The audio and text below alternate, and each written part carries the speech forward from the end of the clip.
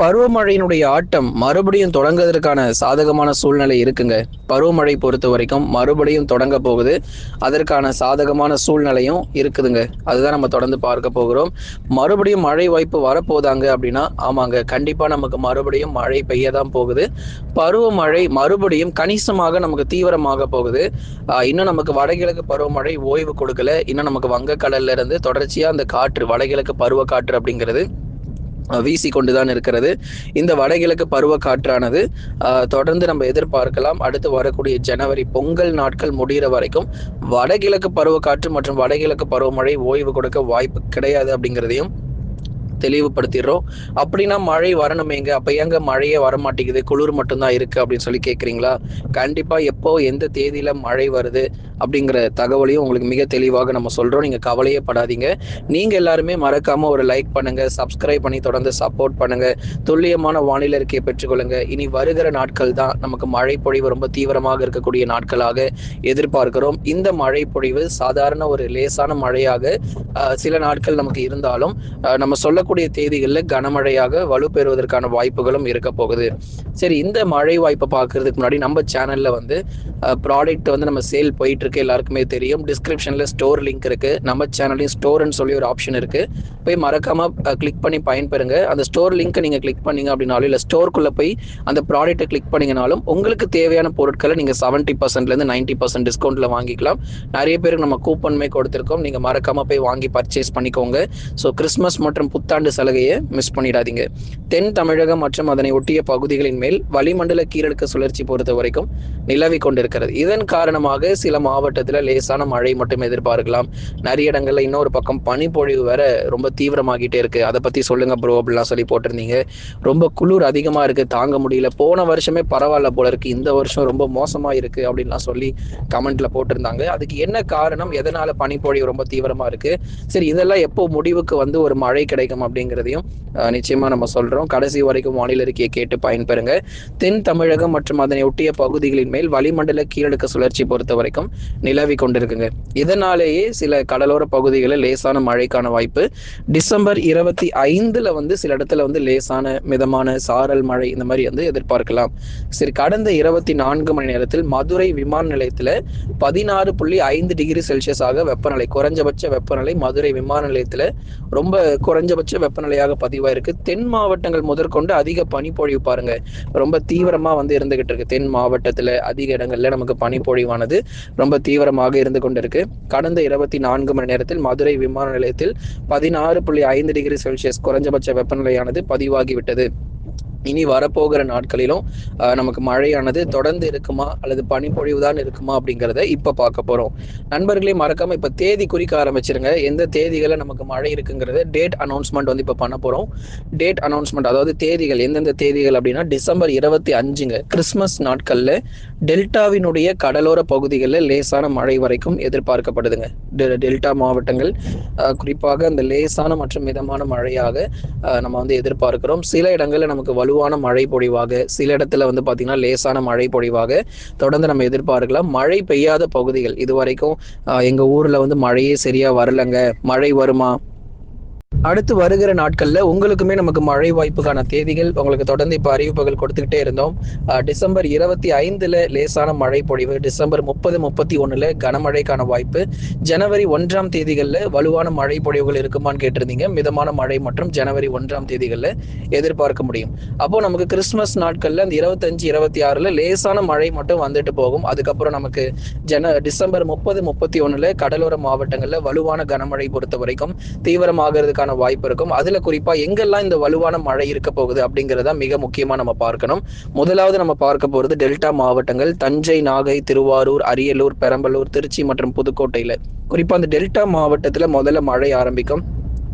அதன் பிறகு தென் மாவட்டத்தினுடைய கடலோர பகுதிகளிலும் பரவலாக நமக்கு மழையானது தீவிரமாகிறதுக்கான வாய்ப்புகள் இருக்கிறது. அப்ப டெல்டா மாவட்டங்கள்ல முதல்ல நாகப்பட்டினத்தினுடைய கடலோர பகுதி, நாகை, அதே மாதிரி வேளாங்கண்ணி, வேதாரண்யம், திருத்துறைப்பூண்டி, திருவாரூர் மாவட்டத்தினுடைய பல்வேறு பகுதிகள், அதைத் தொடர்ந்து மயிலாடுதுறை, சீர்காழி, தரங்கம்பாடி உள்ளிட்ட இடங்களிலும் பரவலாக மழை பொழிய ஆரம்பிக்கும்.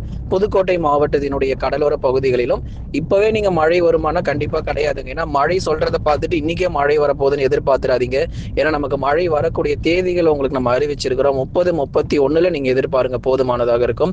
அதனால சொல்லக்கூடிய தேதிகளை நீங்க மழை எதிர்பார்க்கலாம். ஏன்னா கடந்த முறை நம்ம டிசம்பர் 16, 17 நல்ல ஒரு மழை வாய்ப்பு, அந்த 2 நாள் மட்டும் நல்ல அதிக மழை பொழிவு எதிர்பார்த்தோம். அதே மாதிரி 30, 31 இந்த 2 நாள் நம்ம நல்ல மழை பொழிவு வந்து நம்ம எதிர்பார்க்க முடியும். நம்பிக்கையோட இருங்க, கண்டிப்பா மழை உண்டு. குறிப்பா டெல்டா மாவட்டத்தினுடைய கடலோர மற்றும் உள் பகுதிகள் எல்லாமே நமக்கு நல்ல ஒரு தீவிர மழை கிடைக்கும். இங்க முதல்ல மழை வந்துட்டதுக்கு அப்புறமா தான் தென் மாவட்டத்தினுடைய கடலோர பகுதிகளுக்கு அடுத்த மழை தொடங்க வாய்ப்பு இருக்கு. ராமநாதபுரம், ராமேஸ்வரம், மண்டபம், கீழக்கரை மற்றும் அதன் சுற்றுவட்டார பகுதிகளிலும் பரவலாக மழை பொழிவு தீவிரமடையும். தூத்துக்குடி மாவட்டத்தினுடைய கடலோர பகுதிகளிலும் பரவலாக மழை உண்டு. குறிப்பா தூத்துக்குடி மாவட்டத்துல காயல்பட்டினம், ஸ்ரீவைகுண்டம், நாசிரேத்து, குரும்பூர், அதே மாதிரி கோவில்பட்டி மற்றும் அதன் சுற்றுவட்டார பகுதிகள், திருச்செந்தூர்ல இங்கேயும் நமக்கு வந்து வருட இறுதியில அந்த வருஷம் முடியும் போது அந்த 2 நாள் இருக்கு பாருங்க, அந்த 2 நாளுமே இந்த கடலோர பகுதிகளிலும் பரவலாக மிதமான மற்றும் கனமழையாக உறுதியா நம்ம வந்து எதிர்பார்க்க முடியும். அதே போல கன்னியாகுமரி மாவட்டத்தினுடைய ஒரு சில இடங்களிலும் மிதமான மழைக்கான வாய்ப்பு இருக்கும். தொடர்ந்து இந்த வருட இறுதியில தென் மாவட்டத்தினுடைய கடலோர பகுதிகள், டெல்டாவினுடைய கடல் ஒட்டி இருக்கக்கூடிய இடங்கள்ல கனமழையும், மற்ற இடங்கள் அரியலூர், பெரம்பலூர், திருச்சி, அரியலூர், பெரம்பலூர், திருச்சி, அதே மாதிரி மதுரை, திண்டுக்கல், விருதுநகர், சிவகங்கை இங்கெல்லாம் வந்து லேசான மற்றும் மிதமான மழையாக மட்டும்தான் எதிர்பார்க்க முடியும். பெரிதளவுல கனமழை வாய்ப்புகள் எதிர்பார்க்க முடியாது. அதுக்கப்புறமா மற்ற மாவட்டங்கள் என்னங்க ஆச்சு, சென்னை போன்ற இடங்கள், அதே மாதிரி உள் மாவட்டங்கள் என்னாச்சு, மழை வருமா அப்படின்னு கேட்டிருந்தீங்க. ஏன்னா சென்னை, திருவள்ளூர், காஞ்சிபுரம், செங்கல்பட்டு, விழுப்புரம், கடலூர், புதுச்சேரி, காரைக்கால், கள்ளக்குறிச்சி பனிப்பொழிவு ரொம்ப அதிகங்க. குறிப்பா நமக்கு வந்து கடலோரத்திலையும் இப்போ பனிப்பொழிவு தீவிரமாக ஆரம்பிச்சிருக்கு. கடந்த ஒரு 7 நாட்கள் 10 நாட்கள் முன்னாடி வெறும் உள் மாவட்டத்துல மட்டும்தான் பனிப்பொழிவு ரொம்ப அதிகமா இருந்தது கடலோர மாவட்டத்தை ஒப்பிடும் போது. இப்போ கடலோர மாவட்டங்களிலும் கடுமையான பனிப்பொழிவு அதிகாலை 2 மணியிலிருந்து 4 மணி வரைக்கும் அல்லது 7 மணி வரைக்குமே கூட நிறைய இடங்கள்ல பனிப்பொழிவு தொடர்ந்து தீவிரமாய் கொண்டுதான் இருக்கு. அதனால அதிகாலை நேரங்கள்ல நம்ம வீட்டை விட்டு வெளியே வர முடியாத அளவுக்கு பனிப்பொழிவு நமக்கு ரொம்ப தீவிரமா தான் இருக்கும். சென்னை ஒப்பிடும் போது நமக்கு உள் மாவட்டங்கள் கிருஷ்ணகிரி, தருமபுரி கடுமையான குளிர் பொறுத்த வரைக்கும் ரொம்பவே வாட்டி எடுத்துக்கிட்டு இருக்கு அப்படின்னு தான் நம்ம சொல்லணும். ஏன்னா போன வருஷம் நமக்கு இந்த நேரத்துல வெறும் நமக்கு அந்த 18 டிகிரி செல்சியஸ் 17 டிகிரி செல்சியஸ் இப்படிதாங்க உள் மாவட்டத்துல இருந்துச்சு. ஆனா இந்த வருஷம் பொறுத்த வரைக்கும் கிருஷ்ணகிரியில வெறும் 14 டிகிரி செல்சியஸ் 15 டிகிரி செல்சியஸாக வெப்பநிலை வந்து பதிவாயிட்டு இருக்கு. அதே மாதிரி மதுரை விமான நிலையம், இதான் நம்ம சொன்னோம் வானிலை அறிக்கை சொல்லும் போதே சொல்லியிருந்தோம், மதுரை விமான நிலையத்துல 16 டிகிரி செல்சியஸ் மட்டுமே வெப்பநிலையானது பதிவாயிருக்கு. பாருங்க எந்த அளவிற்கு தென் மாவட்டங்களையும் இந்த பனிப்பொழிவு விட்டு வைக்கவே இல்லை. எல்லா இடத்துலையும் ரொம்ப தீவிரமான பனிப்பொழிவாக வந்து பதிவாகிட்டு இருக்கு. இந்த சூழ்நிலையில தான் நமக்கு மழையும் நம்ம வந்து சேர்த்து எதிர்பார்க்க போகிறோம். அதனால இந்த டிசம்பர் 30, 31 ரெடியா இருந்துக்கோங்க. டெல்டா தென் மாவட்டங்கள் உறுதியான கனமழை, சென்னை முதல் கடலூர் வரை லேசான மற்றும் மிதமான மழை, உள் மாவட்டத்துல லேசான மழை வரைக்கும் கண்டிப்பா நம்ம எதிர்பார்க்க முடியும். நிறைய இடங்கள்ல நமக்கு பரவலான மழை பொழிவும் உறுதியாக பதிவாகும். மேற்கு தொடர்ச்சி மலையொட்டிய மாவட்டங்கள், நீலகிரி, கோயம்புத்தூர், தேனி மற்றும் தென்காசி உள்ளிட்ட மாவட்டங்கள்ல பனிப்பொழிவு அதிகரிக்கிறது. குறிப்பா வால்பாறை, சோலையாறு, சின்னக்கல்லார், உதகமண்டலம், கோத்தகிரி, குன்னூர்ல இங்கேயும் நமக்கு பனிப்பொழிவினுடைய தீவிரம் அதிகரிச்சிருக்கு அப்படின்னு தான் நமக்கு சொல்லணும். ஏன்னா நமக்கு வடகிழக்கு பருவமழை ஜனவரி பொங்கல் முடிகிற வரைக்கும் நமக்கு இந்த மான்சூன் ரெயின்ஃபால் அப்படிங்கிறது எண்ட் ஆகிறதுக்கான சான்சஸ் கிடையாது. அதனால இந்த மான்சூன் முடியுமா, பருவமழை முடியுமா அப்படிலாம் கமெண்ட் செக்ஷன்ல கேட்டிருந்தீங்க. கண்டிப்பா ஜனவரி 18, 20க்கு அப்புறம் உங்களுக்கு பருவமழை முடிவுக்கு வருவதற்கான வாய்ப்பு இருக்கும்.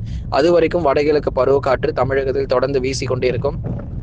எப்பொழுது வெயிலுடைய தாக்கம், அதாவது அடுத்த வருஷம் கோடை காலம் வந்து சீக்கிரமாவே தொடங்க போகுது. ஏன்னா பிப்ரவரி 2வது 3வது வாரத்துக்கு அப்புறம் நமக்கு கோடை காலம் அப்படிங்கிறதே சீக்கிரத்துல தொடங்கி இருக்கு. அதை பத்தி நம்ம இந்த பனிக்காலங்கள் முடிஞ்சதுக்கு அப்புறம் அடுத்த வருஷம் கோடை காலம், கோடை வெயில் எப்படி இருக்க போகுது, எந்த மாவட்டங்கள்லாம் நமக்கு தீயில கருகும் அப்படிங்கிறதெல்லாம் உங்களுக்கு நிச்சயம் சொல்றோம். அதனால நீங்க அடுத்தடுத்து வரக்கூடிய இந்த ஜனவரி மாதத்துல இருந்து உங்களுக்கு கோடை காலத்தை பத்தி நம்ம மிக விரிவாகவும், அது வரைக்கும் புயல் வாய்ப்புகள் நிறைய பேர் கேட்டிருக்கீங்க. புயல் சின்னம் கண்டிப்பா வேணும் தமிழ்நாட்டுல அப்படின்னு சொல்லி கேட்டிருக்கீங்க.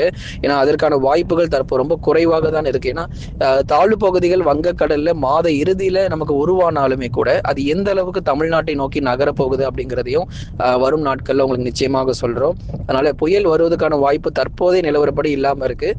மழை மட்டுமே எதிர்பார்க்கலாம். நம்ம சேனல்ல ஸ்டோர்னு சொல்லி ஒரு ஆப்ஷன் இருக்கும். அதே மாதிரி டிஸ்கிரிப்ஷன்ல ஸ்டோர் லிங்க் நம்ம கொடுத்திருப்போம். அந்த ஸ்டோர் லிங்க்ல வந்து பாத்தீங்க அப்படின்னா எல்லா பொருட்களுடைய நம்ம டிஸ்கவுண்ட்டுமே நம்ம பண்ணியிருக்கிறோம். வீட்டுக்கு தேவையான பொருட்கள் பொருட்கள், மளிகை சாமான், அதே மாதிரி பார்த்தீங்கன்னா உங்களுக்கு வீட்டுக்கு தேவையான பொருட்கள், பள்ளி மாணவர்கள், கல்லூரி மாணவர்கள் உங்களுக்கு தேவையான பொருட்களும் அதில் விற்பனை செய்யப்பட்டு வருது. நீங்கள் அது ஏதாச்சும் ஒரு பொருளை கிளிக் பண்ணி உள்ளே போங்க. உள்ளே போயிட்டு நீங்கள் ப்ராடக்ட்டுமே நீங்கள் பர்ச்சேஸ் பண்ணிக்கலாம்.